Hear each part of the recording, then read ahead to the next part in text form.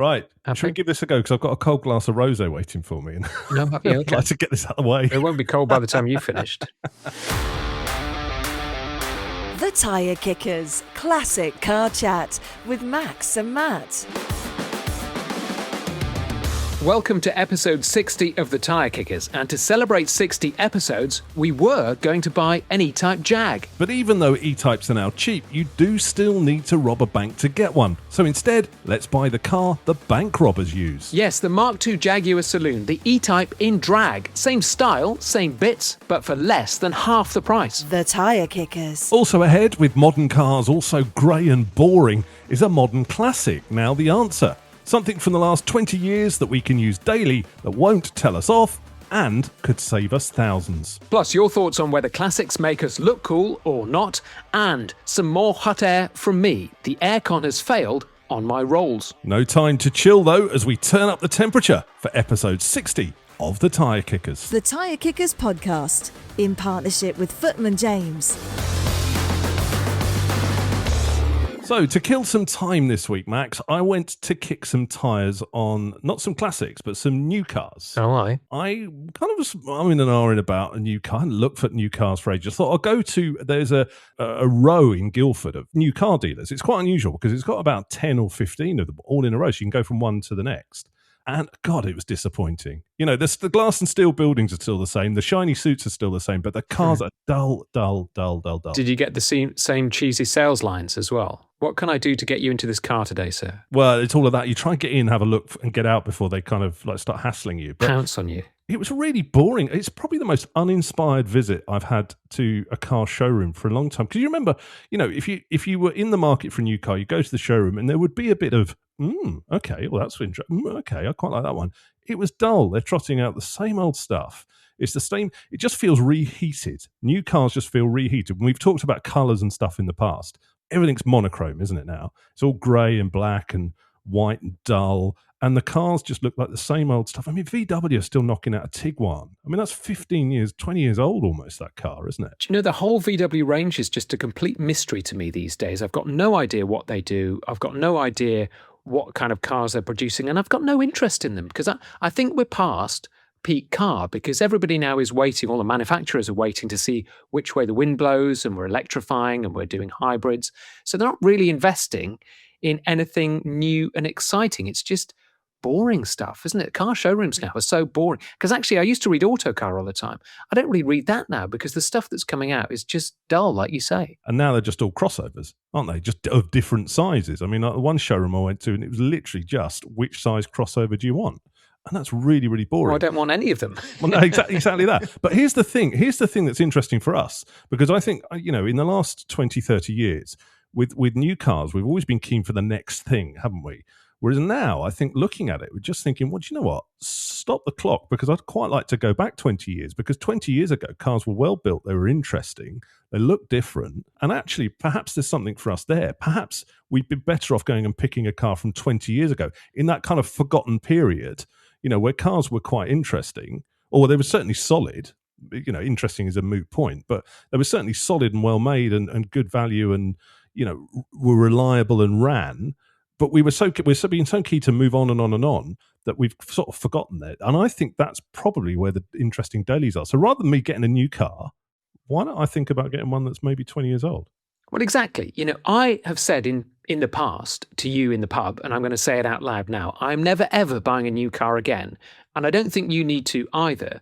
Because I think we can make the argument from this point on, there's enough decent cars around that we don't need to build any new ones that are slightly lesser versions of them. I'm calling it the Cuba Declaration. Just like the Cubans keep their old 50s cars going, I think we can keep our existing cars going because we're past peak engine now. No manufacturers are putting a lot of investment into making new engines because they know that's in the past. So they're all kind of milking the old engines and putting a battery or two on them. So we're kind of past peak engine. So I think let's go backwards, like you said, and enjoy the stuff that's already been made. Because I think for petrol heads, the moment for me at peak engine was when the Mercedes C63, which you remember I used to have, the W205, they went from that lovely twin-turbo 4-litre V8, and they put a hybrid 2-litre 4-cylinder thingy in it, a C63 Mercedes. So for me, after that, that killed it. So I think now we can just go backwards. Yeah, it's a good point, actually, because what I hadn't even talked about was under the bonnet, because that kind of peaked as well, hasn't it? Because now, what do you get excited about under the bonnet now? If you go to a modern car showroom, well, what's under the bonnet are 3 cylinders, if that, and a hybrid battery. Well, thanks and a bit of a battery and some other tech coming in here, and it's very, very dull. And it's not an exciting drive, is it? So let's go back then. What have you got? You mentioned a C63. Let's have a look at. Should we have a look at one of those? Well, this is a very car I'm looking at the moment because I think this is a really, really interesting car. It's not the W205, it's the W204. So basically, it's a 2014 Mercedes C-Class. So quite a boring car, to be honest. It's the saloon, so even more boring, but this is the C63 AMG. Now, if you go back a generation to these W204s, they put in a 6.2-litre V8, which is naturally aspirated, and it sounds like the gods of thunder have arrived and come around the corner. Now, they're quite a boring car to look at, and they weren't particularly interesting outside of AMG spec. But if you look at this one on your screen now, actually, that kind of design has come of age because it's a small car, it's quite neat, it's got 4 doors, it's got 4 exhaust pipes sticking out the back, which kind of give it away. But what a neat, cool looking car. It's kind of got that kind of Mercedes quality air about it. And I think this kind of C63 in this 6.2 litre form, the V8 form, is a cracking car. Now, obviously the sat-nav, if you go to picture 9 and 10 of the interior, the sat-nav is pretty dated, isn't it? But who cares? You know, find one of those holders, screw your phone to the dash, and you've got a sat-nav. You don't need a sat-nav. It's got aircon, it's got heated seats, it's got a sunroof. This is all you need. And the great thing about this car is it's £16,989. These always were the sleeper cars. While time moved on and it started feeling a bit dated, looking back on it now with fresh eyes, you know, this is solidly built, you know, it's all screwed together well. The fit and finish is really good. And to be honest, if you were driving around in this now, it looks class. Amongst the crossovers, it looks a bit of class, doesn't it? Yeah, I think for a while, people used to handbrake turn these around supermarket car parks, but I think we're slightly post that now. I think we've moved out of that sort of generation. Garden centres you'd be doing now, wouldn't you? Well, it's got a good boot for plenty of plants. So I think these kind of Mercedes, the W204 C-Classes and then the W205s, you know, they're well built, they're good looking, they're small, they've got great engines. If that was in a showroom today, I would be wetting myself to go and have a look at that. Well, yeah, and also just even if it wasn't a showroom, you just buy it. You know that you're driving around something with an engine that was hand-built by one guy in a day and signed. All these engines are signed on the top. You know, so you're driving down something a bit special. And while that might have felt a bit sleeperish and a bit saloonish in the past, compared to the bland sea of stuff on the road now, you've got something that's just a bit unique. You know, there's not another car with that engine in. And when you say, well, of course there is, because no, there's not another car that's been built by the same person in that time period, you know. So you've got something unique, you know, that you go and you look at another one, put the bonnet up, somebody else has signed it. So there's something about this is really good. And the tech actually is updatable, because I think, you know, tech is, you might say, well, it doesn't really matter about the tech. We're all used to tech, aren't we? And you can put Apple CarPlay and Android Auto in these things pretty easily. So you're up to date straight away, aren't you? So you've got this car. It's an interesting thing. I mean, it's going to be a little bit thirsty. The only thing on these is tax is going to, you know, the tax is probably about 700 quid on this. Yeah, I think it is about 700 quid. But, of course, you don't have the depreciation of a new car. So, you know, electric cars at the moment are depreciating 40 to 60%. And you could probably get classic insurance on it. And you could probably get local mechanics to fix it. So you've got that kind of repair culture. And also, you know, these cars have got longevity. We can keep them going much longer than we kind of let them. You know, after 7-8 years, people think, oh, scrap it because it's old. It's not. It's got loads and loads of life in it. And also, I think the one thing about these cars is that you're going to think about driving it. It's not like that electric car when you get in it, it drives you. This car is not going to tell you off. You're going to have to be fully engaged in the driving process, and then you're getting something from it, as opposed to just sitting there, not really listening or seeing what you're doing and being a passenger in a car. Yeah, you're going to want to get in behind the wheel and drive it, aren't you? So that's a good starter. What about another one? What about a Jag? I've sort of in period was a bit about these, but That's good. Now, finally, you've got to the age that you're a Jag driver. that's what it is, isn't it? It's not the car's fault. It's your fault. You've actually got to the age now where you look at a Jag and go, oh, that's comfy. It's like it's like policemen getting younger, isn't it? Well, do you remember when we were talking a couple of episodes ago about Prime Minister's cars? And we were looking at the Jag, the X350, which is roughly the kind of like late Gordon Brown, probably David Cameron, early Theresa May Jag that they were chauffeured around in. So this is the really good one. It's made of aluminium, not the kind of last XJ, which was quite sleek. This is the one that's slightly harked back to the kind of Mark II that we'll talk about later. This is a 2006 on your screen now, X350 Portfolio. So this is one of 100. It's just in the most amazing colour. It's black with a cream interior. It's got that fantastic Jag interior. They drive amazingly, these, because it's got the 4.2 litre engine. And this is $23,990, so £24,000. So you get a fantastic Jag. It looks great. It goes great. It handles beautifully. It's got a lovely engine.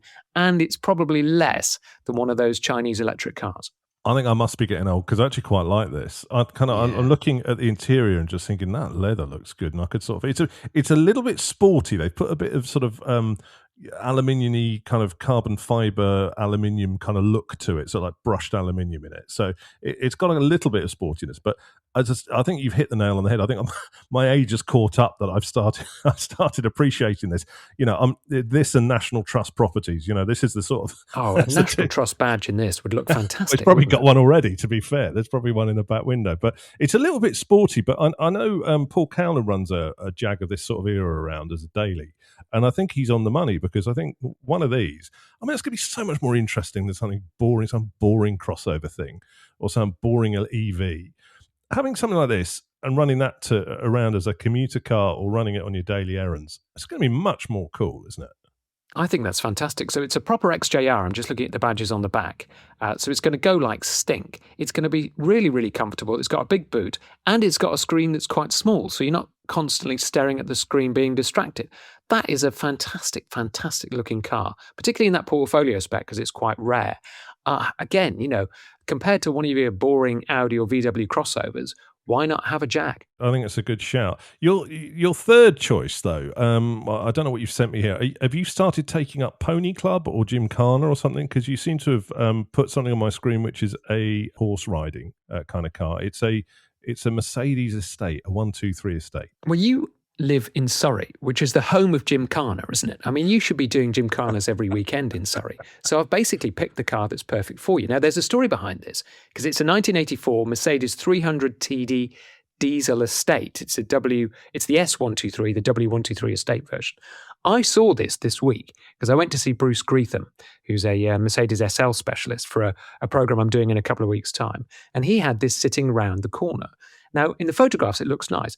In the flesh, it was unbelievable quality. I think it's only got 38,000 miles from new, one owner, all documented.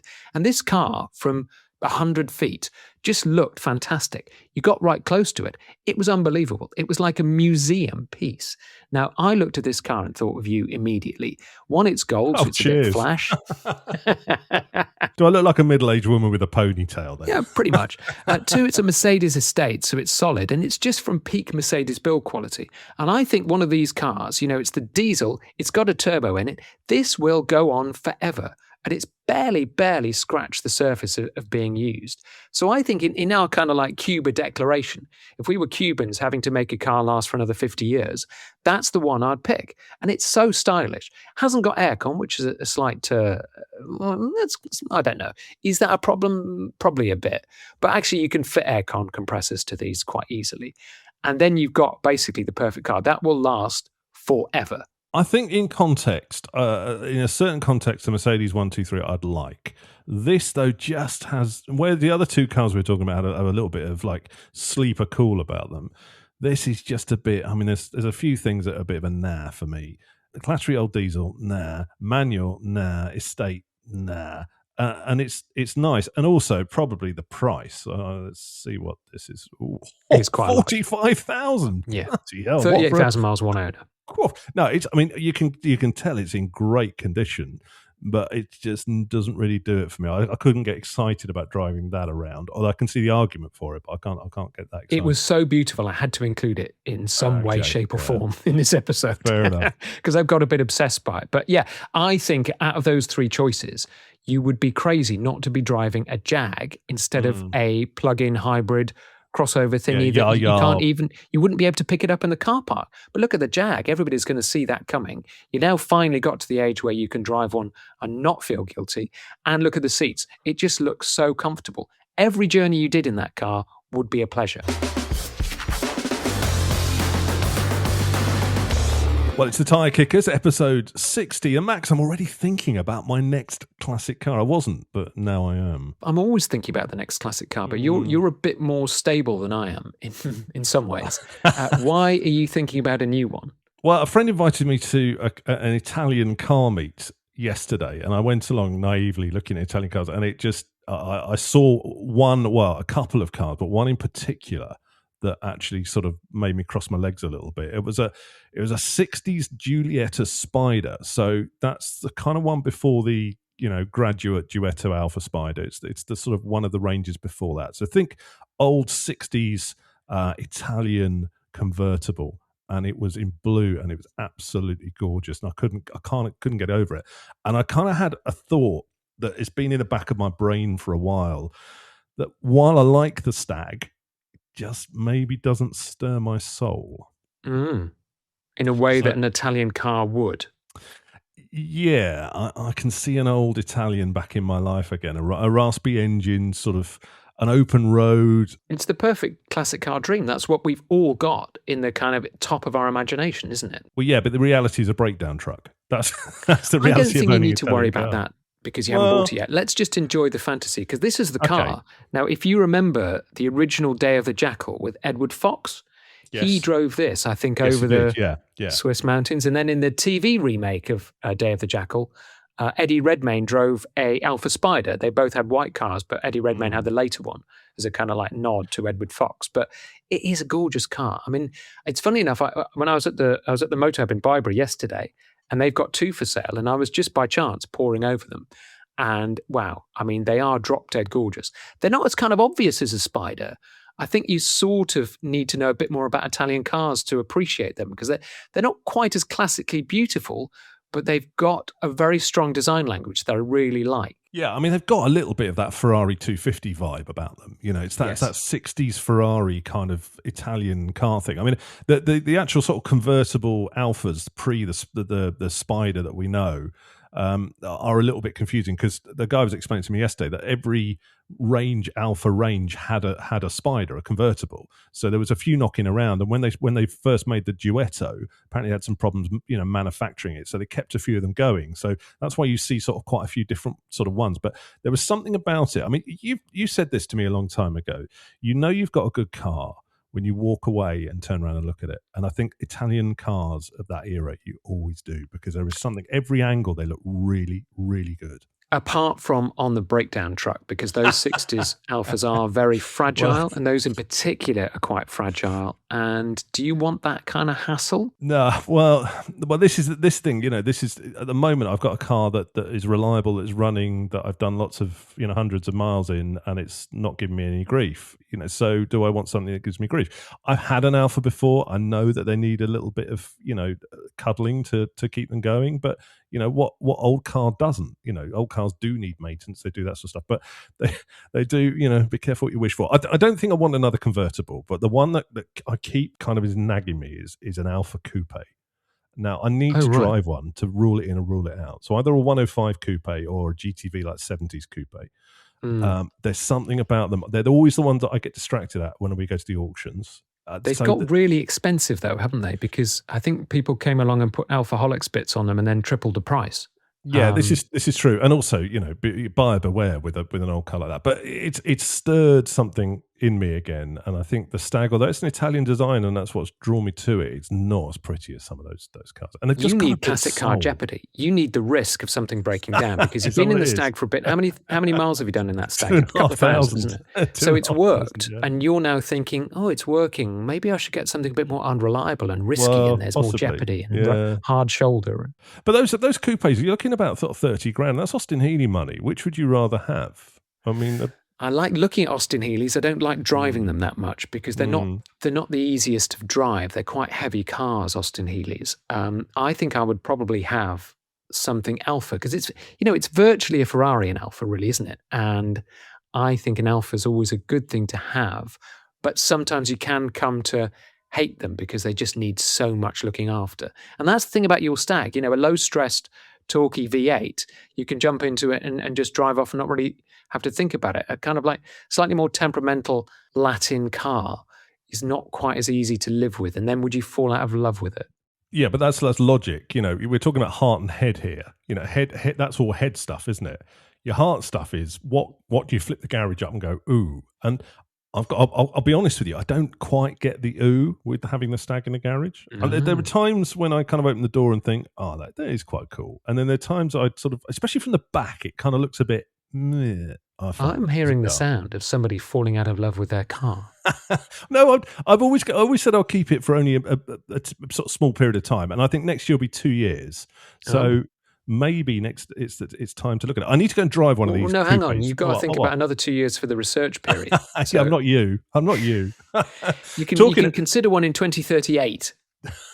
After you've read all the books. I'll start reading them now. The Tyre Kickers, classic car chat with Max and Matt. So last weekend I had the best 2 days ever just faffing about with the rolls. I bought some Autoglim leather cleaner and leather balm and set about cleaning the leather seats for 2 glorious whole days of doing nothing.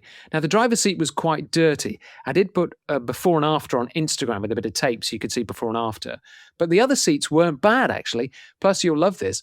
I found the chassis number chalked under the rear seat and on the boot carpet. So it's got original seats and original carpets, which made my day. And before you mention it, I've still not found any confetti. Do you remember the days you used to go gigging and clubbing, and now you're getting excited about leather cleaner and your carpets? What has gone wrong? It's nice that you do. I mean, you've said this before. When you clean your car, you do have a connection with it, and you get to know it. Well, of course you do. You get to know all the bits, and that before and after thing is really nice because, especially if you make a mental note or take a photo of what it did look like, the results. An afternoon of cleaning can bring you this beautiful car that's hidden underneath. So, yeah, that's nice. Are you polishing value into it? I doubt it, to be honest. I don't think it's going to go up in value at all. But what I did notice is that you look in a car and you start cleaning it, and then you start cleaning in the leather, and you look around and you think, wow, there's a lot of leather in this car, isn't there? Because all the kind of like dashboard inserts are leather, and all the door cards are leather, and all the backs of the seats are leather, and the headlining is leather, and the side of the door trims are leather. So actually, I've got quite a lot to go. Also, what I did do is take the hubcaps off, because that's a nice, easy win, and polish those with my old can of Silvo, which on the side I looked, it had an 01 number on it for London. That's how old my can of Silvo is. And auto sol polish on the hubcaps. Because I asked on Instagram what listeners used as their go-to cleaner, and Mark LaBelle says he uses superfine wire wool with metal polish to revive stainless and chrome. I'm not really brave enough for wire wool, but he says if you try a small area first and use that superfine stuff, it is quite good. Chrome, though, isn't it? You use tin foil, don't you, to bring it back? Sometimes. I've never heard that before in my life. Tin foil? Tin foil, yeah. Tin foil can zhuzh up chrome. Wow. What do you put polish on the tin foil? I don't know. We'll have to look it up. I'll look it up when you know just enough to be dangerous, but not enough. when you go off on one of your monologues, I'll look it up. Okay, here we go. You took those hubcaps off, and it was a little bit like the magic, seeing behind the magic, wasn't it? Because behind those sort of shiny hubcaps are rusty old wheels, aren't they? Steel wheels. It's plain steel wheels, and it reminded me of. I got a kind of like a slight shiver up my spine because it reminded me of Rolls Royces in Banger Racing when they had the hubcaps off. Oh yeah, do you remember? Yeah. It reminded me of when and we went to Disneyland once in America with our 4-year-old daughter, and we took a wrong turn and went out the back around the back, and there was Pluto with his head off having a fag, and it's the magic had gone. Of any Disney magic had gone. So it's a bit like that. Seeing your hubcaps off, it's like, you see behind the rolls and you realise that actually it's just a kit of parts, isn't it? That's got a very nice finish on it. But have you got shiny hubcaps now? The hubcaps are just unbelievable. I mean, I didn't want to do them too nicely because I don't want to actually change the character of the car. I just want the original hubcaps just well polished. Also, I've done something else. I bought a new stereo because the car's going to have to be fixed again. Because I put a new aircon compressor on it, or I got somebody else to do it, and the new compressor was on. Ain't that the truth? Exactly. The air compressor is great, and it was pumping out freezing cold air, and then suddenly the Lucas relays to the aircon compressor, they welded open in the heat, and basically I can't turn it off now. Even when I turn the car off and pull the key out, it's still going. That'll be why it's broken and nobody fixed it, because the last time they did that, it did that exactly, as well. Yeah. But I think all that kind of chain of Lucas relays between the switch and the compressor have obviously melted and welded themselves into a live cable or something. Clearly, I don't know what I'm talking about here. So it's got to go back to the garage. So the only way I can turn the aircon off now is to unconnect the battery and actually stop the whole car. So it's in the garage waiting for an appointment. So you do need that aircon in that car for that experience. You also need some good tunes on as well. What have you got in there at the moment? Is it like an 8-track or something in there? Is there? I've got a cassette player in there, the original Pioneer cassette player, because you'll be interested in this. Not really. That on the original build sheet, it does quote that very Pioneer cassette player. So that's the original cassette player from 1981. So that's going to come out, and I've got it on my desk here actually. A Blaupunkt Frankfurt stereo in, which is one of those 1970s looking stereos, but it's got Bluetooth inside it. So I can actually send music from my phone into the car. So you'd be able to put your Lighthouse family on in there, or what would you have? Would you have Mantovani or something in there? Wouldn't you in a Rolls Royce? What tunes would you have on? Silver Shadow, I don't know really. It would be some, lots of cheesy pop stars have driven Silver Shadows. Adam Faith, I think, was a favourite. So probably sounds of the 1970s. Well, it would be, if it was a High Court judge was being driven, it'd be Mantovani or Radio 3. If it was a Northern comic, it would be like Doctor Hook or something, Sexy Eyes or something like that, or Peters and Lee. That's kind of your era, isn't it? Or Manhattan Transfer. Do you remember all those? Those work for me. You know me. That's my kind of music. I know what to get you for Christmas. Best of. The Tyre Kickers. And that's your roller then. Obviously, you've got Max's collection now of many cars, haven't you? So what about your other one? Well, it's the turn of the SL to go for service and MOT, but the problem with the SL is nothing goes wrong with it. And if you have a podcast, for example, and you need some mechanical jeopardy, don't buy an R107 Mercedes SL, because get shot of it. Get rid of it. Nothing. Get rid of it.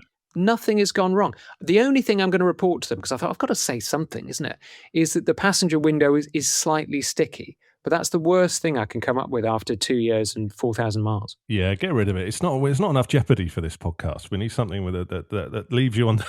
How about a 60s Alpha? Well, that would go, wouldn't it? Well, go get that Porsche 912 back. You were a bit more stressed with that. That was a bit more entertaining.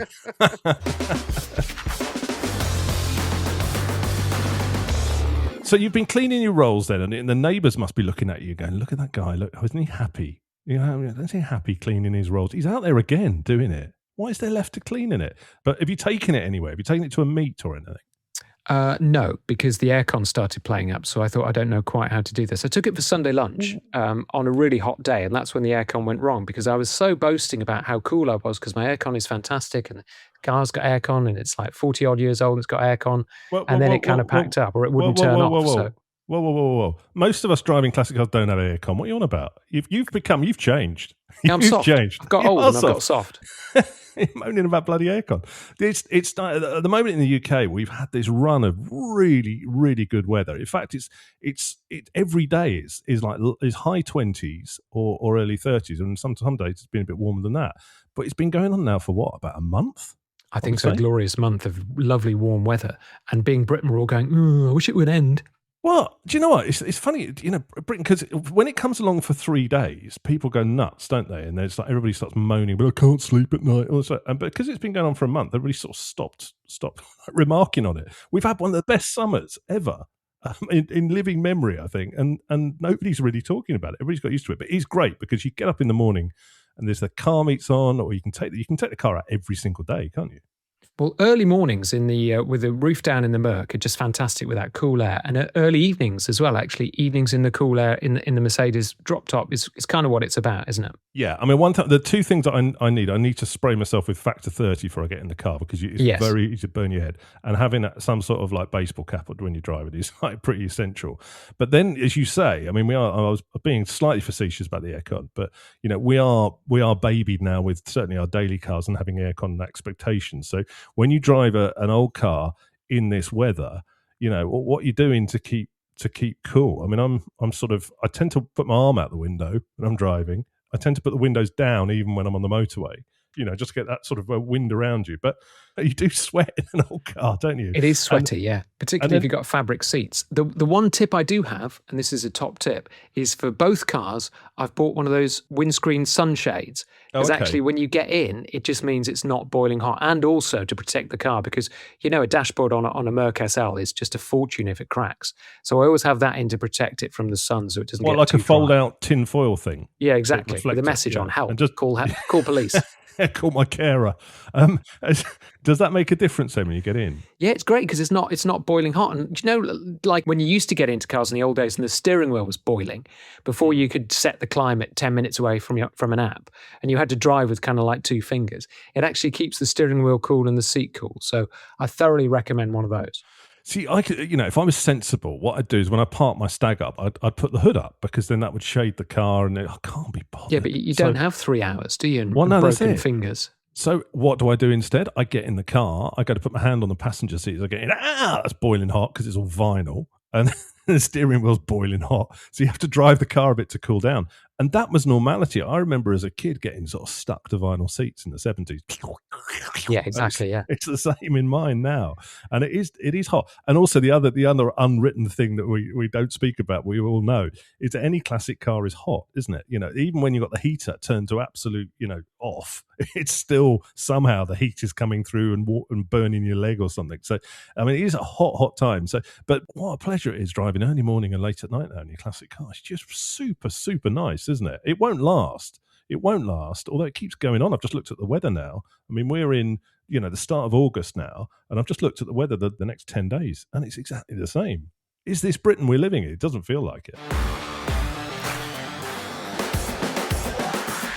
Now, in the last episode, we talked about whether we buy classic cars to make us look cool, which is actually quite a leap for both of us. Looking at the comments from you, the jury is out. Yeah, Gentle's Garage on Insta said, I think most of us pick classics just because we like them. They kind of make us feel better. Well, that is, except if you break down. Classic Car Dan asks, do I really look cool in a Ford from the early 90s, slammed on the floor and polished within an inch of its life? At 58 years old, well, I think so. Well, beauty's in the eye of the beholder. Derek North 69 says, I'm a middle-aged bloke with a beige Ford Escort. Of course it's cool, isn't it? I did talk to Derek North about his beige Escort because it's a 1.3 gear and it did look tremendous, and I think it is cool, yeah.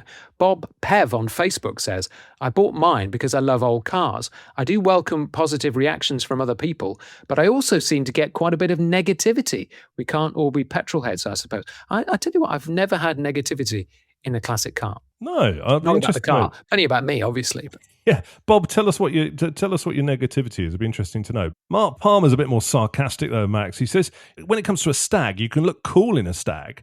You just have to wait for the Stag to cool down. But the old ones are the best. Well, and yeah. Jeremy James Thomas posted a photo of his 60s Jag Saloon and said, "How could I fail to look cool in this?" 60s Jag Saloon, and you look quite cool. Now, there's a thought. Okay, let's talk about 60s stylish saloons that you don't have to rob a bank to buy.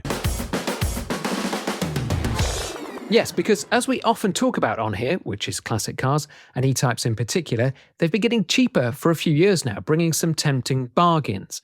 Now, pretty much anyone who likes the smell of E5 will appreciate the curves of an E-type and the downward line of their values.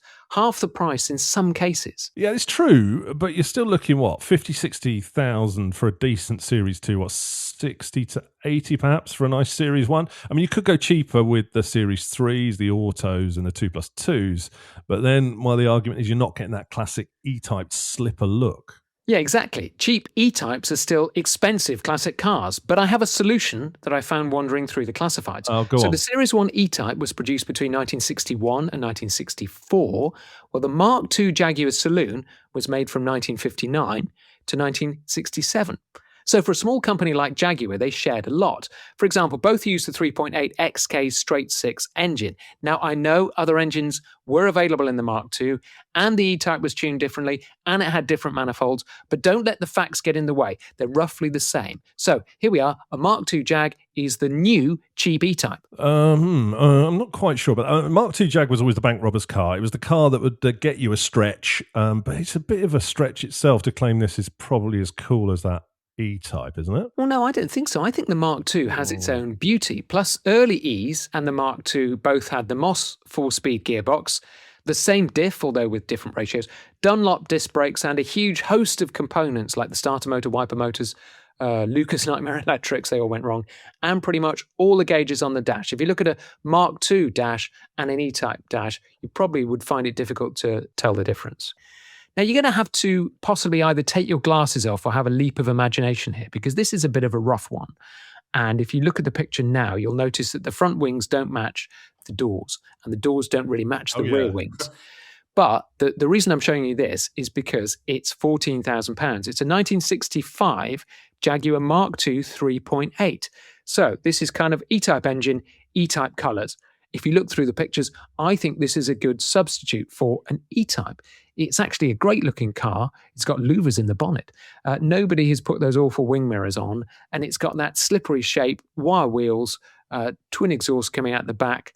I think this is a great, cheap E-Type alternative.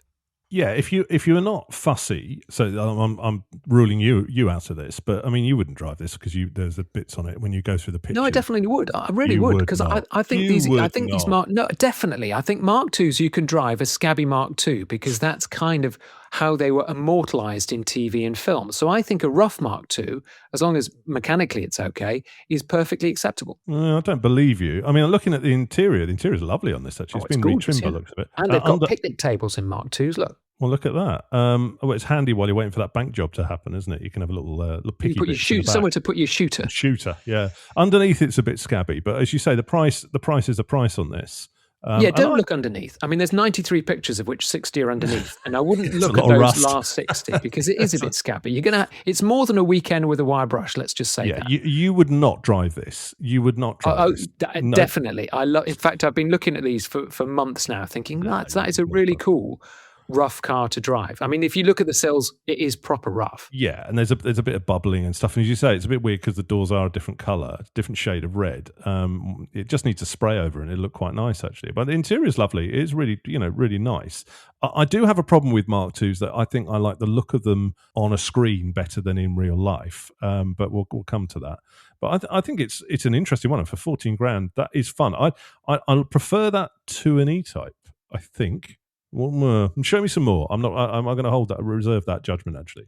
Here's another one, 17,500 again. This time it's a 1966 Mark II 3.8, again in red, but this one is just a little bit nicer. If you look at the underneath, it's not too bad. It's got they've put wire wheels on it and they've put modern tyres on it, which I'm not a fan of, to be honest, because I don't think older cars work particularly well with modern grippy wide tyres. But the look of it, again, is fantastic, isn't it? 17,500 grand, so that we're slightly creeping up the prices, but we are getting a better car. First of all, the paint matches on all the panels, which is nice, and the interior is really nice as well. Got new chromes, black leather interior, the manual. I think, again, really cool car. 17,500 grand, not bad. Nice, yeah, I like it. Again, from the look of it, I mean, it's an Inspector Morse car, isn't it? It's that kind of that classic kind of look to it. It's got that thing. There's bits about it I'm not quite sure, but I think for the money, when we're talking, and this is what's got us onto it, is it a better buy than an E-Type because it's much cheaper? Yes, it is. Is it an E-Type in drag? Possibly. Moot point. Is it more as stylish as an E-Type or better than E-Type? I don't know. I think so. I think 4 up. If you're taking, 3 other people to the pub, I think that is cooler than an E-Type because you'd have to make 2 journeys in an E-Type. I mean, look at the dash; it's virtually identical to a Series 1 E-Type. Gauges are pretty much the same. I think it's got Jaguar badges all over it. I think they are when you're in that and you hear that straight six engine, 3.8, and you're firing it through the Moss gearbox, you are getting the E-Type experience for, in this case, probably a third or maybe even a quarter of the price. Well, you know why they're so cheap, though, don't you? They're bank robbers' cars. Try and find a bank to rob. They're all shut. Got no cash in it anymore, have they? Well, there's no branches. There's no branches. You'd be driving around for about 3 days looking with your balaclavas on. Petrol than you'd get from the black. Let's go and do NatWest. Right, where is one? Look it up on Google Maps. It's 300 miles away and it closes on Wednesday. I see what you mean. But you've still got the drama of going around in a car like this. And actually, I'm doing what I always do, which is bad, because I start with a cheap one and think, I can't quite do that, and then I end up with an expensive one. But even this one, this is a 1962. This is a 3.4. So the slightly smaller engine, but and the 3.4 didn't appear in the E-Type, I know. But if we just stretch our imagination a bit more, this is a Cotswold Blue Mark II, which is just absolutely drop-dead gorgeous.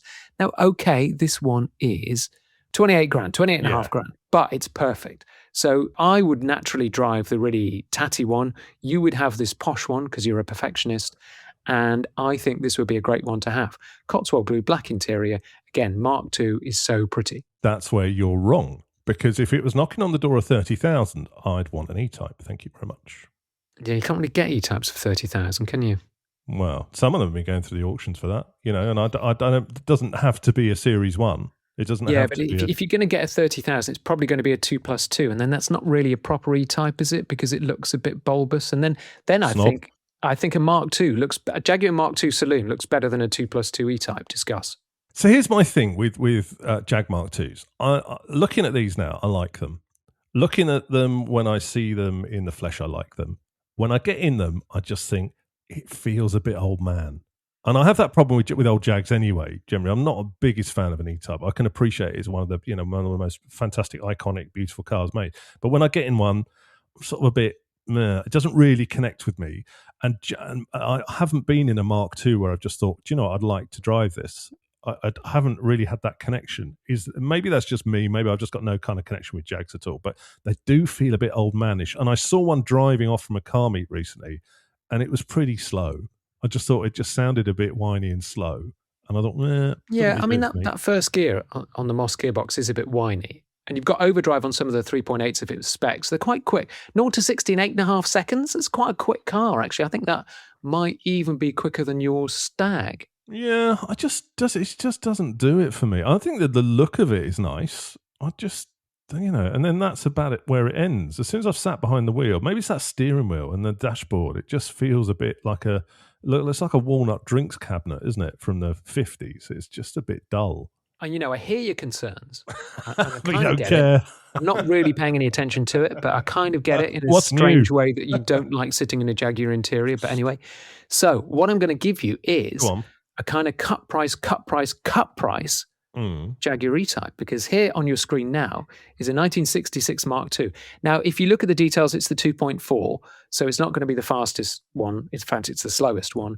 But this one is going at auction for between 10 and 13,000 is what they're thinking it's going to get.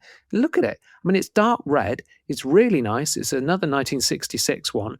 Okay, they've painted the chrome wires red, which is wrong, but that could just be soon turned into black to make it look like a bit like a racer from the 1960s. It's got the Jag leaping mascot in it. I'm just going to the pictures. It's got a nice it's got a nice cream leather interior. It's got overdrive. I think, for 10 grand, you can't go wrong with this. And I appreciate you've got some reservations about driving an old Jag, but for 10 grand, you'd have no reservations at all because you'd be too busy having fun. Yeah, it's true. It's true. It does look. It's a lot lighter and brighter. This inside this, and then the red color outside is nice. You've got a short memory though. Last time we talked about a Jag Mark II that had been made look a bit more racy. You got all sniffy about it. No, but that was one of those really expensive conversions that people put seats in from other cars, and they put auto gearboxes in, and they put 4-litre engines in. That's all wrong. I'm talking about period modifications when they were used to go racing. And lots of people used to paint the wire wheels black to make them look cooler. Because these are actually, saloon car racing cars as well. They're not just good road cars, they were good race cars. Yeah, I think you've changed your tune. No, absolutely consistently all the way through 60 episodes. And if you don't Believe yeah, me. right. I'll make you go back and listen to all previous 59. Please don't. Please don't. It was painful enough doing it at the time. I don't want to go back. Maybe we need to take one out. Maybe we need to. I don't think I've ever been in one that's on the move, and I've certainly not driven one. So maybe we do need to take these out. We should do that as a series. We should start driving more cars because we talk about them a lot, and we've driven between us a few different cars. But there's certain iconic cars like this that I've never driven. So let's see if we can take that out. That and a 2CV. Let's take them on the road and see in a what race. We do. And just argue. You can be in the 2CV. Well, we can sit and argue inside the car, just to keep it interesting for the listeners, rather than sit just arguing like this. We could argue on the move. Are you saying this isn't interesting? Careful. Well, yeah, no, I'm thinking a new series like Moaning on the Move or something like that. We could call it. And I'm looking at you. And there's a couple of easy. There's one thing I spotted in one of these actually, which we need to write down as a thing to talk about in the next episode. Modern stereo in one of these cars. It's like a face-off 90s stereo. That's yeah.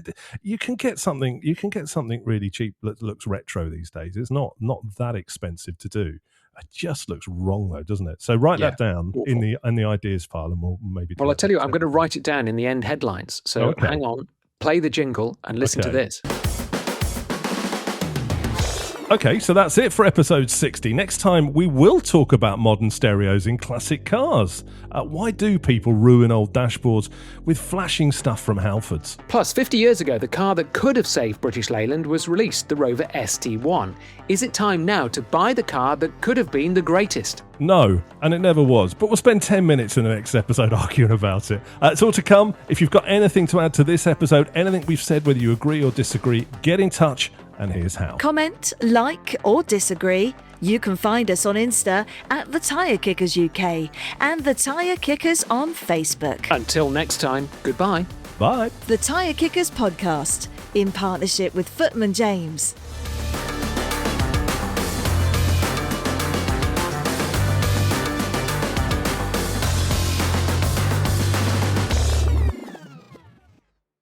Cool. Jingle in there. Great. Off you go. No messing. I'm editing this one. Right, cut it off. Shut up.